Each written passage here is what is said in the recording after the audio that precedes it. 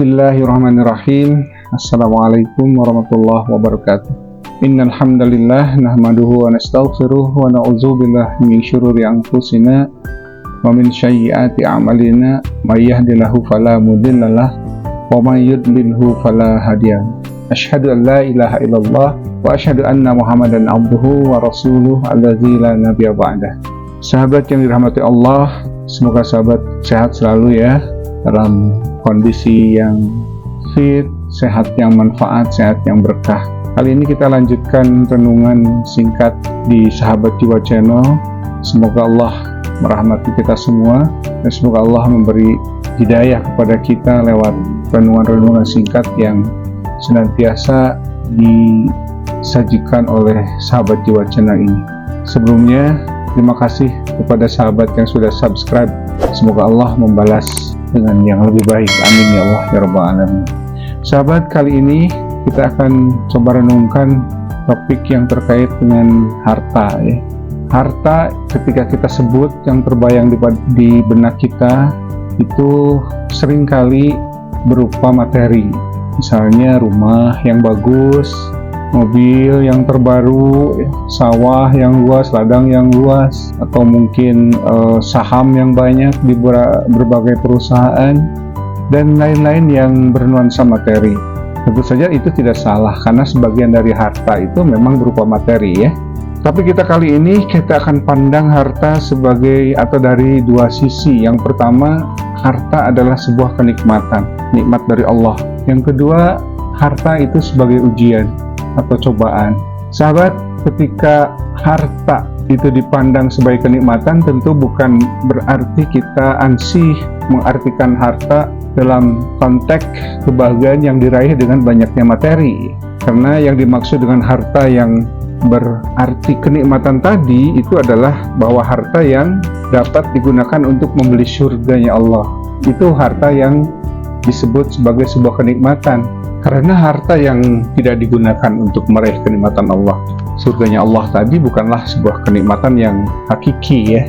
Maka dari itu, dalam Al-Quran Allah berfirman, Innallaha astara minal mu'minina anfusahum wa amwalahum bi anna lahumul jannah. Sesungguhnya Allah telah membeli orang-orang mukmin itu telah membeli orang-orang mukmin harta mereka dan jiwa mereka dengan jannah, dengan surga ya. Jadi dengan surganya Allah. Sesungguhnya jiwa harta kita itu sudah tergadai, sehingga tentu saja untuk surga itu kita rela mengorbankan jangankan harta tetapi jiwa sekalipun demi surga itu kita akan berikan kepada Allah. Itu yang disebut dengan kenikmatan.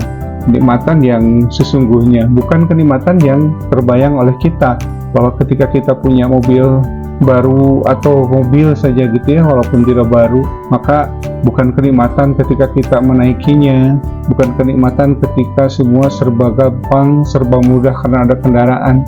Tetapi bagaimana kendaraan itu kita betul-betul manfaatkan untuk meraih, betul-betul dimanfaatkan untuk meraih surganya Allah ya.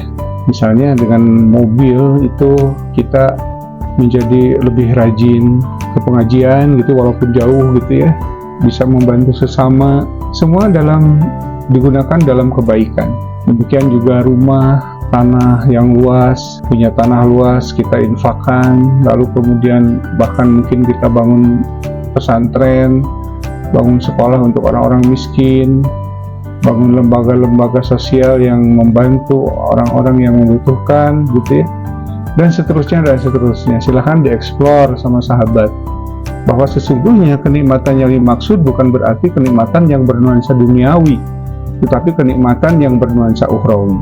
Lalu kemudian tidak kemudian juga berarti bahwa Islam melarang kita banyak harta ya. Justru Rasulullah SAW itu akan bangga kalau kita banyak harta yang bisa digunakan untuk kebaikan, karena memang sesungguhnya dengan banyak harta maka akan banyak sholat ditegakkan.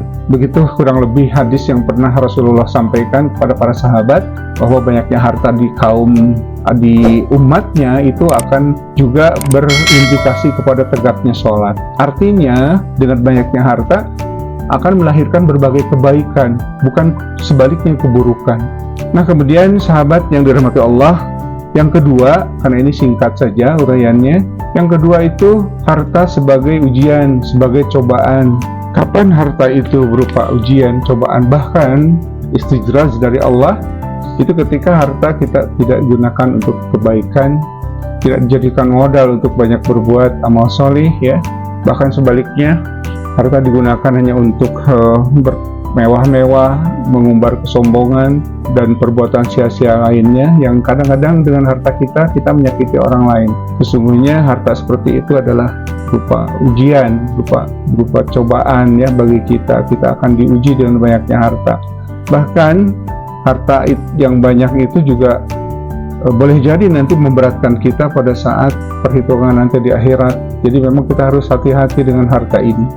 Jangan kemudian serta-merta harta ini dipandang sebagai sebuah kenikmatan dunia yang fana, ya, yang sifatnya hanya untuk melalaikan kita dari mengabdi kepada Allah, dari berbuat kebaikan, menyayangi sesama, dan kemudian berbuat amal soleh-soleh yang lainnya yang bermodalkan harta. Bahkan memang dengan harta ini bukankah kita bisa naik haji, kita umroh, itu dengan harta, ya. Kita juga bisa menyembelih hewan kurban dan lain sebagainya. Nah, itu yang berupa ujian, berupa cobaan. Bahkan tidak jarang, ya, ketika harta itu sudah ada di hati kita, malah kita akan terlena dan jadilah itu sebuah ujian bagi kita. Jadi jangan sampai kita salah mensikapi harta atau kekayaan ini, ya, yang salah juga memaknai kenikmatan yang dimaksud, bahwa kenikmatan yang sesungguhnya adalah harta itu bisa membeli surga, ya. Itu seperti yang dijelaskan tadi dalam Quran surat Al-Ahzab dan Al-Anfal, ya. Innallaha ashtara minal mu'minina anfusahum wa amwalahum bi anna lahumul jannah. Bahkan Allah mengedepankan jiwa dulu, ya, bahwa Allah itu surga itu memang tidak murah, ya. Surga itu harus dibeli dengan mahal, dengan jiwa, dengan harta. Jadi tidak salah dalam hal ini ada beberapa kelompok yang rela berjuang habis-habisan, baik jiwa maupun raganya, bahkan hartanya untuk kebaikan, gitu, ya. Tentu saja jangan salah memaknai, ya, dalam hal ini bukan berarti kita bicara teroris atau apa dan sebagainya, ya. Ini yang kita bahas adalah kebaikan-kebaikan yang tentu dibenarkan dalam al-Islam, ya, bukan hal yang lain-lain. Demikian juga Rasulullah juga pernah bersabda bahwa alangkah baiknya harta itu dipegang oleh orang-orang soleh, ya. Jadi ketika kita jangan sampai kita merasa ketika kita rajin ibadah tidak harus kaya, ya. Tidak, ya, kita memang harus kaya, karena kalau kita soleh dan kaya, tentu harta itu akan banyak manfaatnya bagi umat. Tapi sebaliknya, kita soleh nggak punya apa-apa, kita nggak bisa bantu sesama juga. Jadi dalam hal ini, mari kita berdoa sama Allah, mudah-mudahan kita dijadikan orang-orang soleh tapi kaya, gitu. Kan sangat nikmatnya sudah soleh kaya lagi, sehingga kita punya banyak kesempatan untuk berbuat baik kepada sesama. Jangan jadikan harta ini sebagai ujian, bahkan sebagai hukuman dari Allah berupa istidraj tadi. Semoga kajian singkat kali ini ada manfaatnya sebagai tazkirah kepada diri saya sendiri. Mudah-mudahan juga kita dapat mengambil manfaat dan pelajaran, sehingga Allah juga berkenan memberikan hidayah, taufik dan hidayah kepada kita semua.